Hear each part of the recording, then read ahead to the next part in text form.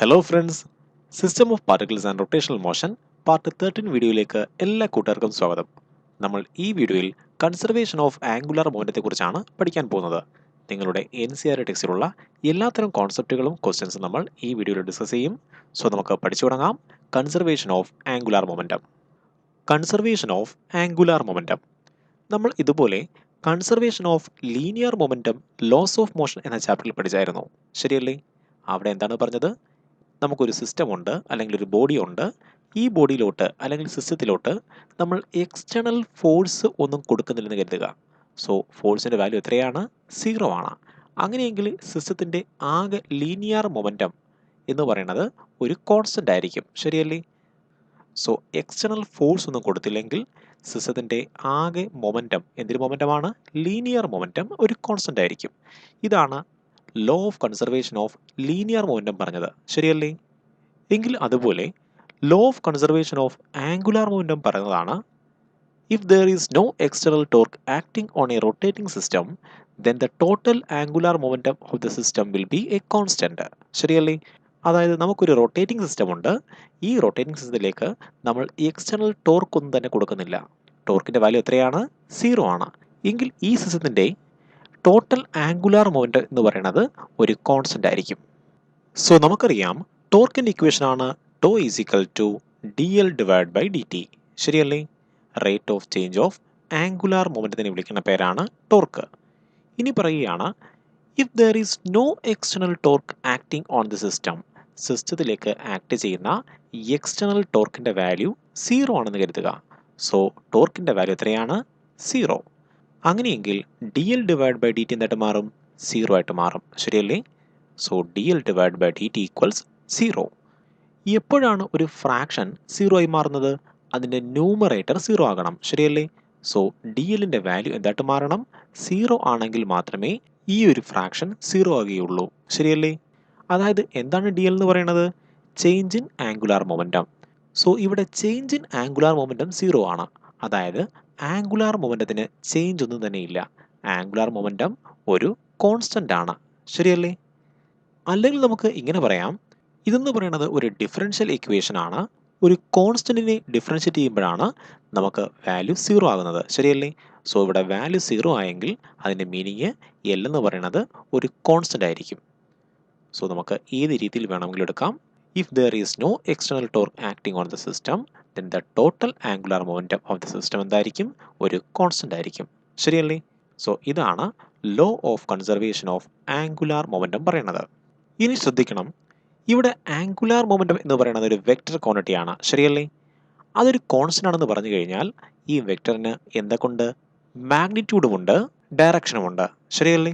അപ്പോൾ angular momentum constant ആണെന്ന് പറഞ്ഞു കഴിഞ്ഞാൽ അതിൻ്റെ മാഗ്നിറ്റ്യൂഡും കോൺസ്റ്റന്റ് ആയിരിക്കും, അതുപോലെ അതിൻ്റെ ഡയറക്ഷനും കോൺസ്റ്റന്റ് ആയിരിക്കും, ശരിയല്ലേ?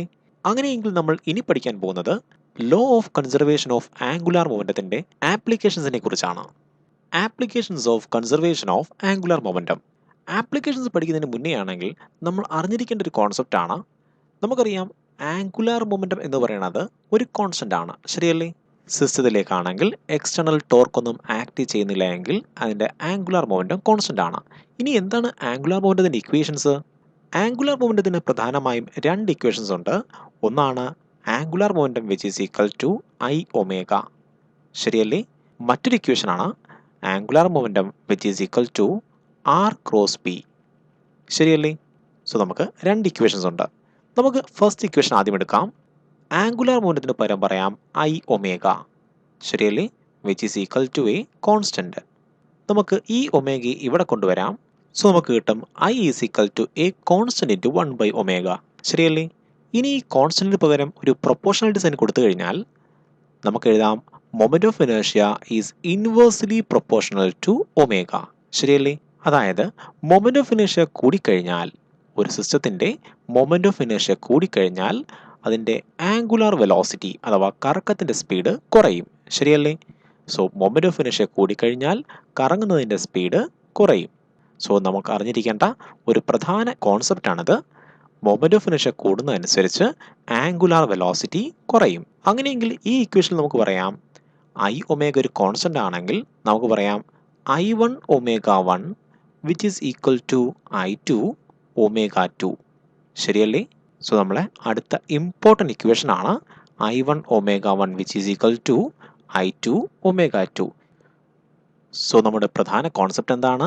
മൊമെന്റ് ഓഫ് ഇനേർഷ്യ കൂടിക്കഴിഞ്ഞാൽ ആംഗുലാർ വെലോസിറ്റി കുറയും. ശരിയല്ലേ? ഇനി എപ്പോഴൊക്കെയാണ് മൊമെന്റ് ഓഫ് ഇനേർഷ്യക്ക് മാറ്റം ഉണ്ടാകുന്നത്? ഒരു സിസ്റ്റത്തിന്റെ മൊമെന്റ് ഓഫ് ഇനേർഷ്യ മാറണമെങ്കിൽ നമുക്ക് മൊമെന്റ് ഓഫ് ഇനേർഷ്യയുടെ ഇക്വേഷൻ അറിയാം. I is equal to mk². ശരിയല്ലേ? ഇവിടെ ഒന്നുകിൽ മാസിന് ചേഞ്ച് ഉണ്ടാകണം, അല്ലെങ്കിൽ റേഡിയസ് ഓഫ് ഗൈറേഷന് ചേഞ്ച് ഉണ്ടാവണം. ശരിയല്ലേ? ഇനി റേഡിയസ് ഓഫ് ഗൈറേഷൻ എപ്പോഴേക്കാണ് ചേഞ്ച് ചെയ്യുന്നത്? ആക്സിസ് ഓഫ് റൊട്ടേഷൻ ചേഞ്ച് ചെയ്യുമ്പോൾ. അല്ലെങ്കിലോ ഡിസ്ട്രിബ്യൂഷൻ ഓഫ് മാസ് ചേഞ്ചസ്. ശരിയല്ലേ? മാസിൻ്റെ ഡിസ്ട്രിബ്യൂഷൻ ചേഞ്ച് ചെയ്യുമ്പോൾ, അല്ലെങ്കിൽ radius of the body change ചെയ്യുമ്പോൾ. ശരിയല്ലേ? അപ്പോൾ മാസോ അല്ലെങ്കിൽ റേഡിയസ് ഓഫ് ഗൈറേഷനോ അല്ലെങ്കിൽ ആക്സിസ് ഓഫ് റൊട്ടേഷനോ അല്ലെങ്കിൽ ഡിസ്ട്രിബ്യൂഷൻ ഓഫ് മാസോ റേഡിയസോ ഒക്കെ മാറിക്കഴിഞ്ഞാൽ ആര് മാറും? മൊമെന്റ് ഓഫ് ഇനേർഷ്യ മാറും.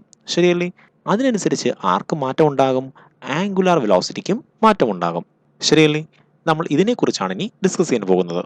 നമ്മുടെ ഫസ്റ്റ് ആപ്ലിക്കേഷൻ ആണ് the angular velocity of revolution of A planet around the earth in an elliptical orbit. So സൂര്യന് ചുറ്റുമാണെങ്കിൽ നമ്മളുടെ പ്ലാനറ്റ്സ് അഥവാ ഗ്രഹങ്ങളാണെങ്കിൽ വലയം വെക്കുന്നത് ഒരു എലിപ്റ്റിക്കൽ ആകൃതിയിലാണ്. നമ്മൾ ഇതിനെക്കുറിച്ച് ഗ്രാവിറ്റേഷൻ എന്ന ചാപ്റ്ററിൽ വിശദമായി പഠിക്കും. സോ സർക്കുലർ പാത്ത് അല്ല, പകരം എന്താണ്? ഒരു എലിപ്റ്റിക്കൽ പാത്തിലാണ്. എങ്കിൽ ഇവിടെ പ്ലാനറ്റ് ആണെങ്കിൽ ഈ ഭാഗത്ത് സൂര്യന് അടുത്താണ്. ശരിയല്ലേ? സോ ഇവിടുത്തുള്ള റേഡിയസ് ചെറുതാണ്. സോ ഇവിടെ റേഡിയസ് ചെറുതും, ഇനിയാണെങ്കിൽ പ്ലാനറ്റ് ഇവിടെ എത്തിച്ചേരുമ്പോഴത്തേക്കും ഈ പൊസിഷനിൽ പ്ലാനറ്റിൻ്റെ റേഡിയസ് വലുതുമാകും. ശരിയല്ലേ? സോ എലിപ്റ്റിക്കൽ ആകൃതിയിലാണ് ഈ പ്ലാനറ്റ്സ് സണ്ണിനെ വലയം വെക്കുന്നത് കൊണ്ട് ഒരു ഭാഗത്ത് അതിൻ്റെ റേഡിയസ് ചെറുതും മറുഭാഗത്ത് അതിൻ്റെ റേഡിയസ് വലുതുമായിരിക്കും. ശരിയല്ലേ?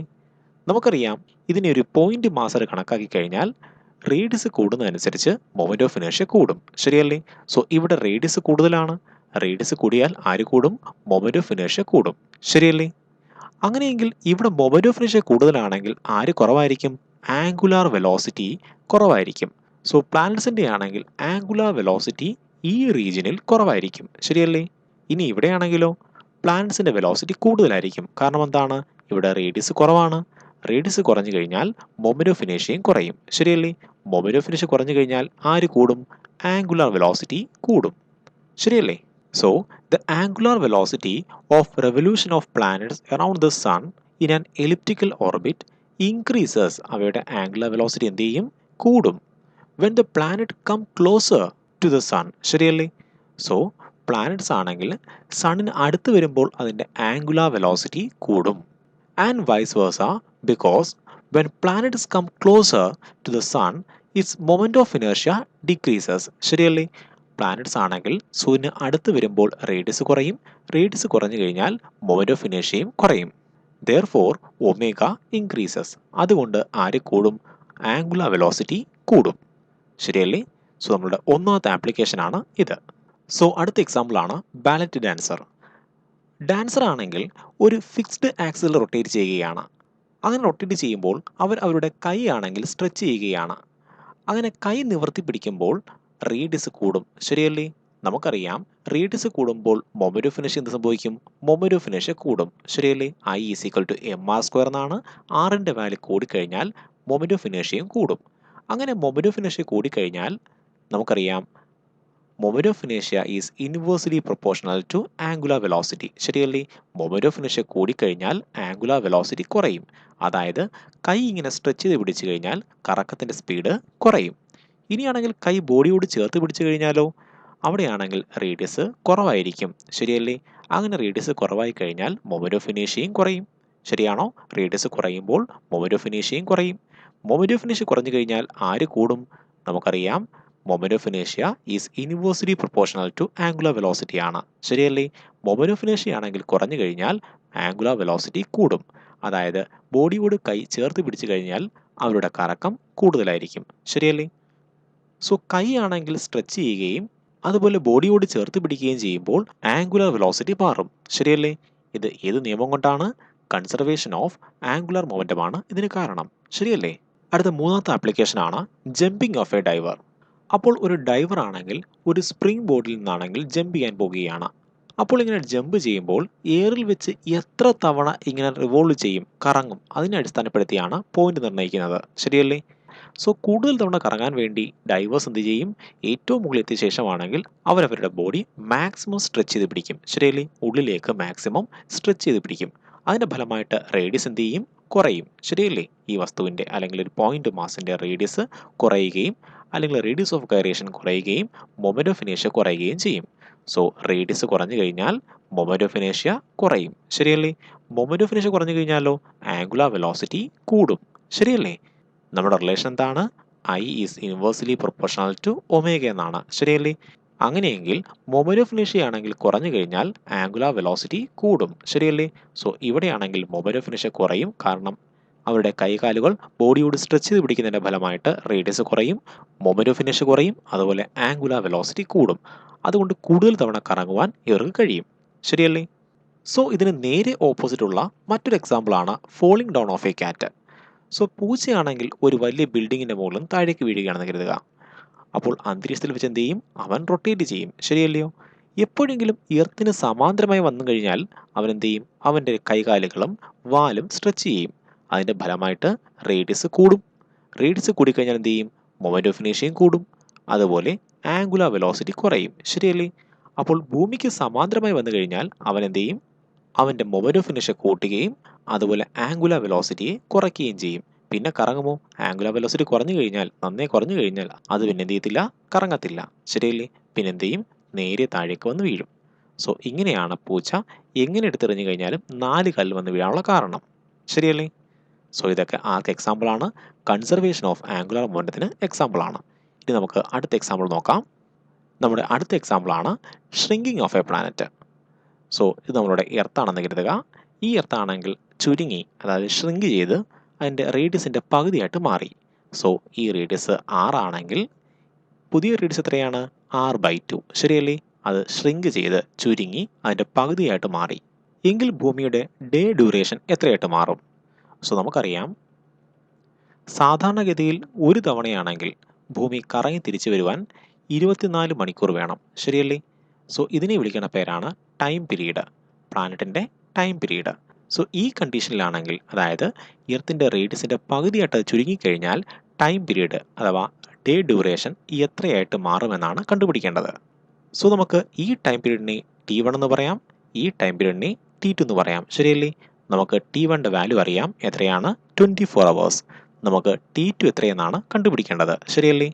നമുക്ക് ഈ റേഡിയസിനെ R1 എന്ന് എടുക്കാം, ഈ റേഡിയസിനെ R2 എന്ന് എടുക്കാം. ശരിയല്ലേ? സോ R1 എന്ന് പറഞ്ഞാൽ 6 ആണ്, R2 എന്ന് പറഞ്ഞാൽ 6/2 ആണ്.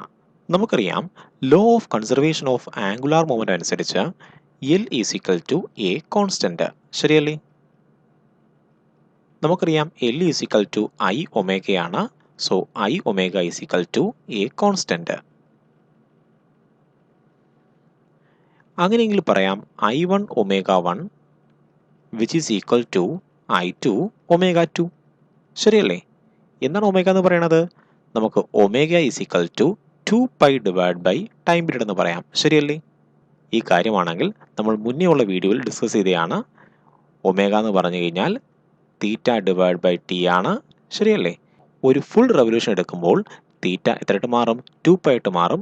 അതിനാവശ്യമായ സമയം എത്രയാണ്? ക്യാപിറ്റൽ ടി ആണ്, ടൈം പീരീഡ് ആണ്. ശരിയല്ലേ? സോ ഒമേഗയ്ക്ക് പകരം പറയാം 2π divide by T. So I1 omega 1 അതിന് പകരം എന്ത് പറയാം? 2π ഡിവൈഡ് ബൈ ടൈം പീരീഡായ T1. ശരിയല്ലേ? Which is equal to I2 into 2π divide by T2. നമുക്ക് 2πയും 2πയും ക്യാൻസലാക്കാം. ഇനി എന്താണ് I1 എന്ന് പറയുന്നത്?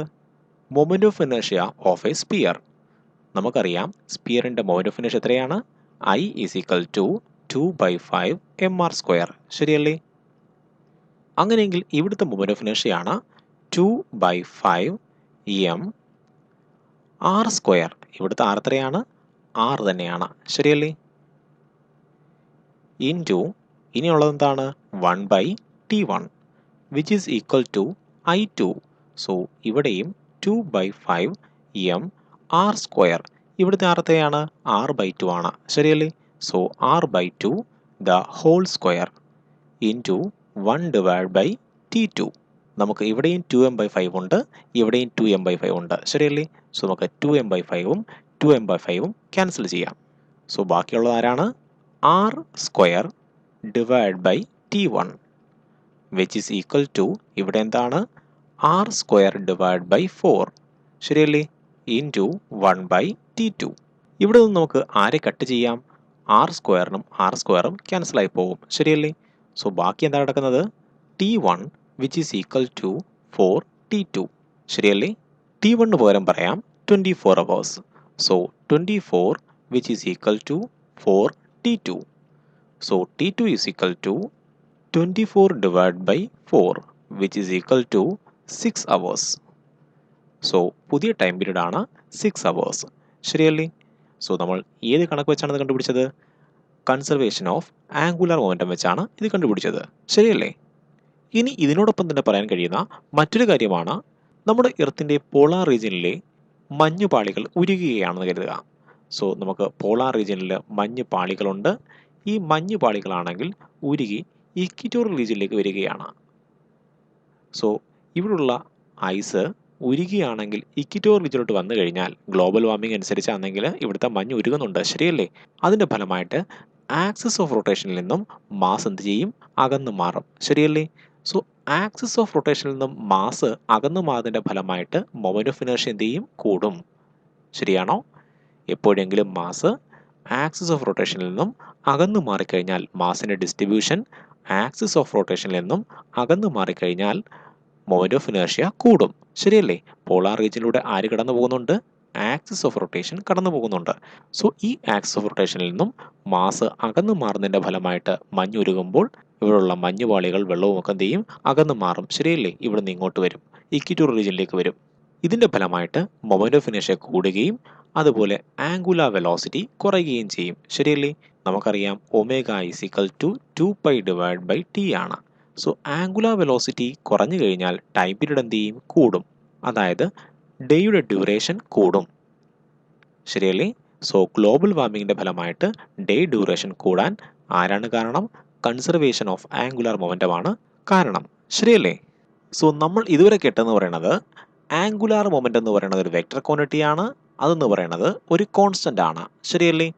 എക്സ്റ്റേണൽ ടോർക്ക് ഒന്നും സിസ്റ്റത്തിലേക്ക് ആക്ട് ചെയ്യുന്നില്ലെങ്കിൽ ആംഗുലാർ മൊമെൻറ്റത്തിൻ്റെ വാല്യൂ ഒരു കോൺസ്റ്റന്റ് ആണ്. നമുക്കറിയാം വെക്റ്റർ ക്വാണ്ടിറ്റിക്ക് ഡയറക്ഷനും ഉണ്ട് അതുപോലെ മാഗ്നിറ്റ്യൂഡും ഉണ്ട് ശരിയല്ലേ? നമ്മളിതുവരെ കേട്ടത് എന്തിനെ കുറിച്ചാണ്? മാഗ്നിറ്റ്യൂഡിനെ കുറിച്ചാണ്. ഇനി നമ്മൾ പഠിക്കാൻ പോകുന്നത് ഡയറക്ഷനെ കുറിച്ചാണ്. സോ ആംഗുലാർ മൊമെൻറ്റം ഒരു കോൺസ്റ്റന്റ് ആണെങ്കിൽ അതിൻ്റെ മാഗ്നിറ്റ്യൂഡും കോൺസ്റ്റന്റ് ആയിരിക്കും, അതുപോലെ ഡയറക്ഷനും ഒരേ ഡയറക്ഷൻ തന്നെ കോൺസ്റ്റന്റ് ആയിരിക്കും ശരിയല്ലേ? അപ്പോൾ ആംഗുലാർ മൊമെൻറ്റം കൺസേർവ്ഡ് ആണെങ്കിൽ മാഗ്നിറ്റ്യൂഡും കൺസേർവ്ഡ് ആയിരിക്കും, ഡയറക്ഷനും കൺസേർവ്ഡ് ആയിരിക്കും. നമ്മൾ ഈ ഡയറക്ഷൻ്റെ കൺസർവേഷനെ കുറിച്ചാണ് ഇനി പഠിക്കാൻ പോകുന്നത്. നമ്മുടെ കയ്യിലൊരു ടോപ്പുണ്ട്, ഒരു പമ്പരമുണ്ട്. നിങ്ങൾക്ക് പമ്പരം കറക്കാതെ അതിനെ ഈ പൊസിഷനിൽ ബാലൻസ് ചെയ്യാൻ കഴിയുമോ? ഇല്ല, അതെന്ത് ചെയ്യും? താഴേക്ക് വീണ് പോവും ശരിയല്ലേ? അപ്പോൾ പമ്പരത്തിനാണെങ്കിൽ കറങ്ങുമ്പോൾ മാത്രമേ അതിന് ഈ സ്റ്റേറ്റിൽ ബാലൻസ് ചെയ്ത് നിൽക്കാൻ കഴിയുള്ളൂ ശരിയല്ലേ? അപ്പോൾ കറങ്ങുന്ന പമ്പരത്തിന്, സോ പമ്പരമാണെങ്കിൽ ആൻറ്റി ക്ലോക്ക് വൈസ് ഡയറക്ഷന് കറങ്ങാമെന്ന് കരുതുക. അങ്ങനെയെങ്കിൽ അതിനൊരു ആക്സിസ് ഓഫ് റൊട്ടേഷൻ ഉണ്ട് ശരിയല്ലേ? ഇതാണ് അതിൻ്റെ axis of rotation. So anticlockwise ഡയറക്ഷനിലാണ് പമ്പരം കറങ്ങുന്നതെങ്കിൽ അതിൻ്റെ ഒമേഗ എന്ത് ചെയ്യും? മുകളിലോട്ടായിരിക്കും ശരിയല്ലേ? ആൻറ്റി ക്ലോക്ക് വൈസ് ഡയറക്ഷനിലാണ് പമ്പരം കറങ്ങുന്നതെങ്കിൽ ഒമേഗ മുകളിലേക്കായിരിക്കും. അപ്പോൾ നമുക്കറിയാം L is equal to I ഒമേഗയാണ്. എങ്ങോട്ടാണോ ഒമേഗ ഡയറക്ഷൻ അങ്ങോട്ടായിരിക്കും ആംഗുലാർ മൊമെൻറ്റത്തിൻ്റെയും ഡയറക്ഷൻ ശരിയല്ലേ? സോ ഒമേഗ മുകളിലേക്കാണെങ്കിൽ എല്ലും മുകളിലേക്കായിരിക്കും ശരിയാണല്ലോ? അപ്പോൾ if there is no external force acting on the system, അല്ലെങ്കിൽ if there is no external torque acting on the system, സിസ്റ്റത്തിലേക്ക് ഈ എക്സ്റ്റേണൽ ടോർക്ക് ഒന്നും തന്നെ ആക്ട് ചെയ്യുന്നില്ല എങ്കിൽ സിസ്റ്റം എന്ത് ചെയ്യും? അതിൻ്റെ ആംഗുലാർ മൊമെൻറ്റത്തിനെ കൺസേർവ്ഡ് ആക്കാൻ നോക്കും ശരിയല്ലേ? അതായത് എല്ലിൻ്റെ വാല്യൂ കൺസേർവ്ഡ് ആണ്, അതൊരു കോൺസ്റ്റന്റ് ആക്കാൻ നോക്കും. അങ്ങനെ കോൺസ്റ്റന്റ് ആകണമെങ്കിൽ അതിൻ്റെ മാഗ്നിറ്റ്യൂഡും കോൺസ്റ്റന്റ് ആയിരിക്കണം, അതുപോലെ ഡയറക്ഷനും കോൺസ്റ്റന്റ് ആയിരിക്കണം ശരിയല്ലേ? അപ്പോൾ ഇപ്പോൾ ആണെങ്കിൽ നമ്മൾ കറക്കി വിടുന്ന സമയത്താണെങ്കിൽ ആംഗുലാർ മൊമെൻറ്റത്തിന് മുകളിലേക്ക് ഡയറക്ഷൻ ഉണ്ടെങ്കിൽ ആ ഡയറക്ഷൻ വീണ്ടും കാത്തു സൂക്ഷിക്കേണ്ടതുണ്ട് ശരിയല്ലേ? അതേ ഡയറക്ഷനിൽ ഇപ്പോഴും നിലനിർത്തേണ്ടതുണ്ട്. അപ്പോൾ എക്സ്റ്റേണൽ ടോർക്കൊന്നും ആക്ട് ചെയ്യുന്നില്ല എങ്കിൽ ഈ പമ്പരം എന്ത് ചെയ്യും? അതിൻ്റെ അതേ പൊസിഷൻ മെയിൻറ്റെയിൻ ചെയ്യാൻ നോക്കും. അതിന് നമ്മൾ പറയും ബാലൻസിങ് സ്റ്റേറ്റ് എന്ന് പറയും ശരിയല്ലേ? പമ്പരം ഇങ്ങനെ ബാലൻസ് ചെയ്യാന്ന് പറയും. എന്തുകൊണ്ടാണ് ബാലൻസ് ചെയ്യുന്നത്? അതിൻ്റെ ആംഗുലാർ മൊമെൻറ്റം കൺസേർവ് ചെയ്യിക്കാൻ വേണ്ടി സർക്കുലാർ മോഷനാണ് ഈ പമ്പരത്തിനെ ഈ രീതിയിൽ ബാലൻസ് ചെയ്യിക്കുന്നത് ശരിയല്ലേ? ഇതേപോലെ തന്നെ മറ്റൊരു എക്സാമ്പിളാണ് ഒരു ബാലൻസിങ് സൈക്കിൾ. നമുക്ക് സൈക്കിൾ ബാലൻസ് ചെയ്യണമെങ്കിൽ ആ സൈക്കിളിലേക്ക് നമ്മൾ കയറിയിരുന്ന് അതിൻ്റെ സെൻറ്റർ ഓഫ് ഗ്രാവിറ്റി നമ്മൾ ബാലൻസ് ചെയ്യണം. അപ്പോൾ സെൻറ്റർ ഓഫ് ഗ്രാവിറ്റി ബാലൻസ് ചെയ്ത് കഴിഞ്ഞാൽ, സെൻറ്റർ ഓഫ് ഗ്രാവിറ്റി നേരെ നമ്മൾ തുലനം ചെയ്ത് കഴിഞ്ഞാൽ, ഭൂമിക്കാണെങ്കിൽ ഗ്രാവിറ്റേഷണൽ ടോർക്ക് സൈക്കിളിലേക്ക് കൊടുക്കാൻ കഴിയില്ല. ഗ്രാവിറ്റേഷണൽ ടോർക്കിനെ കുറിച്ച് നമ്മൾ സെൻറ്റർ ഓഫ് ഗ്രാവിറ്റി പഠിപ്പിച്ചപ്പോൾ പറഞ്ഞതാണ്, ഓർക്കുന്നുണ്ടോ? സോ ഭൂമി കൊടുക്കുന്ന ടോർക്കിനെ വിളിക്കുന്ന പേരാണ് ഗ്രാവിറ്റേഷണൽ ടോർക്ക്. നമ്മൾ സെൻറ്റർ ഓഫ് ഗ്രാവിറ്റി നേരെ തുലനം ചെയ്ത് കഴിഞ്ഞാൽ ഗ്രാവിറ്റേഷണൽ ടോർക്ക് എങ്ങോട്ട് ആക്ട് ചെയ്തില്ല? സൈക്കിളിലേക്ക് ആക്ട് ചെയ്തില്ല. ശരിയല്ലേ? അപ്പോൾ നമ്മൾ സൈക്കിളിൻ്റെ മുകളിൽ കയറിയിരുന്നു, സൈക്കിൾ ചവിട്ടുകയാണ്. നമ്മൾ ബാലൻസ് സ്റ്റേറ്റിലാണ് ഇരിക്കുന്നതെങ്കിൽ, സെൻറ്റർ ഓഫ് ഗ്രാവിറ്റി നേരെ തുലനം ചെയ്ത് വെച്ചിരിക്കുകയാണെങ്കിൽ ഉറപ്പായിട്ടും ഭൂമിക്ക് എന്ത് കൊടുക്കാൻ കഴിയില്ല? ഗ്രാവിറ്റേഷണൽ ടോർക്ക് സൈക്കിളിലേക്ക് കൊടുക്കാൻ കഴിയില്ല. സൈക്കിളിലേക്ക് ആക്ട് ചെയ്യുന്ന എക്സ്റ്റേണൽ ടോർക്കിൻ്റെ വാല്യൂ എത്രയും മാറും? 0 ആയിട്ട് മാറും. അങ്ങനെ എക്സ്റ്റേണൽ ടോർക്കിൻ്റെ വാല്യൂ 0 ആണെങ്കിൽ ആര് കോൺസ്റ്റൻ്റ് ആണ്? ആംഗുലാർ മൊമെൻറ്റം കോൺസ്റ്റൻ്റ് ആണ്. അതിൻ്റെ മാഗ്നിറ്റ്യൂഡും കോൺസ്റ്റൻ്റ് ആയിരിക്കണം, അതിൻ്റെ ഡയറക്ഷനും കോൺസ്റ്റൻ്റ് ആയിരിക്കണം. ശരിയല്ലേ? നമുക്കറിയാം, റൈറ്റ് ഹാൻഡ് തമ്പ് റൂൾ അനുസരിച്ചാണെങ്കിൽ സൈക്കിളിൻ്റെ മോഷൻ ഇങ്ങനെയാണെങ്കിൽ, മുന്നോട്ടാണ് പോകുന്നതെങ്കിൽ നമ്മൾ കൈ ആണെങ്കിൽ ഈ രീതിയിൽ മടക്കുക. അപ്പോൾ നമുക്കാണെങ്കിൽ ഈ രീതിയിൽ തമ്പിന് ഡയറക്ഷൻ കിട്ടും. ശരിയല്ലേ? അതായത് ഒമേഗയും എല്ലും ഇങ്ങനെയായിരിക്കും. അപ്പോൾ കറങ്ങുന്ന സൈക്കിൾ എന്ത് ചെയ്യും? അതിൻ്റെ ആംഗുലാർ മൊമെൻറ്റത്തിനെ കൺസേർവ്ഡ് ചെയ്യാൻ നോക്കും. അതായത് എല്ലിൻ്റെ ഡയറക്ഷനും മാഗ്നിറ്റ്യൂഡും ചേഞ്ച് ചെയ്യിക്കാതെ നോക്കും. ശരിയല്ലേ? അതിൻ്റെ ഫലമായിട്ട് സൈക്കിൾ അങ്ങോട്ടോ ഇങ്ങോട്ടോ പോകത്തില്ല, നേരെ തന്നെ പോകും. ഇതാണ് ഒരു ബാലൻസിങ് സൈക്കിളിൻ്റെ പ്രിൻസിപ്പിൾ.